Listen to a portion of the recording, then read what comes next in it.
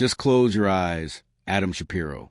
Scandal star Katie Lowes has some hilariously brutal advice for her husband, the aforementioned bear actor, should he get jealous watching any steamy on-screen sex scenes involving his wife.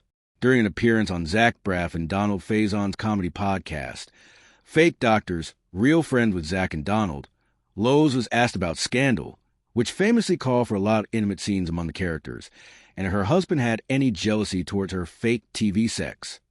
You know, we get asked that a lot, Lowes admitted. And, when he married me, he felt like, I'm kind of falling for the girl that always has a love story surrounding her, and this is just going to be a part of this.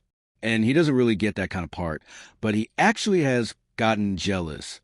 He is now. Unfortunately for Shapiro, the actress has no sympathy for her husband when it comes to her steamy scenes. He's just gotta FING close his eyes and deal with it, man, she joked. I mean, the check clears, Like, the check clears. Like, get over it. I mean, that's my job, and it's FING awkward anyway.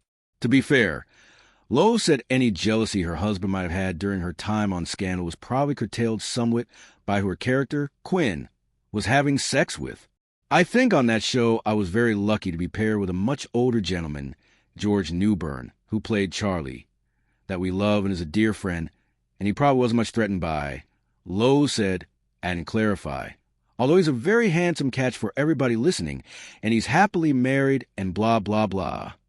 She added that her other main love interest on the show that she had dirty sex scenes with was played by Guillermo Diaz, who, as she pointed out, is an openly gay man.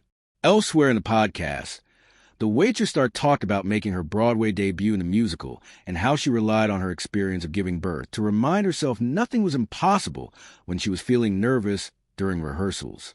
She also discussed how to get ready for a show in 18 days, her love of Smash, and how her side Hustle Shoppy Pretzel took off during the pandemic.